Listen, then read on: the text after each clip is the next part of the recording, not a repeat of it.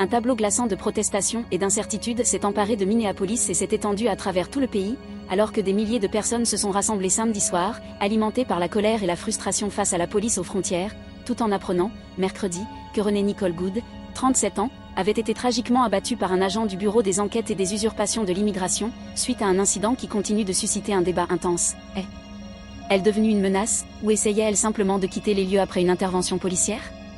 La situation a dégénéré spectaculairement vendredi soir avec un rassemblement illégal déclaré devant l'hôtel Canopy, où l'on pensait que des agents de l'ICE y séjournaient, se soldant par un effondrement, des lumières stroboscopiques et la perturbation intentionnelle de la propriété, ciblant un autre hôtel avec des dégâts aux fenêtres et des graffitis. En parallèle, 3 députés ont tenté de visiter un établissement de l'ICE, se heurtant à un refus d'accès, accusant un blocage du contrôle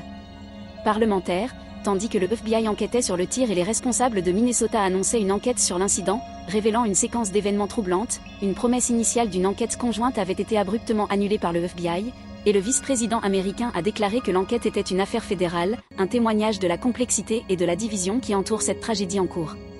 Alors que les autorités s'efforcent de démêler les détails du tir impliquant le vétéran de l'ICE Jonathan Ross, et que les responsables de Minnesota sont essentiellement écartés de l'enquête, des questions persistent quant aux actions des forces de l'ordre, aux circonstances entourant la mort de Goode, et aux implications plus larges pour les libertés civiles et le rôle des agences fédérales.